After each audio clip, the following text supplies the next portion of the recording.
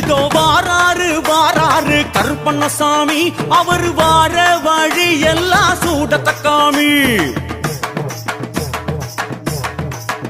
இதோ வாராரு வாராரு கருப்பண்ணசாமி,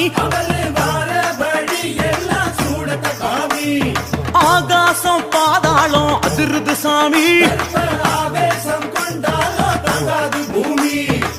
சுக்குமாந்தடி எடுத்து சுத்தி சுத்தி ஆடிக்கிட்டு சுத்தபத்தம் குறைஞ்ச வர்ற சுடு விழியால் எச்சரித்து திக்கு திசையட்டு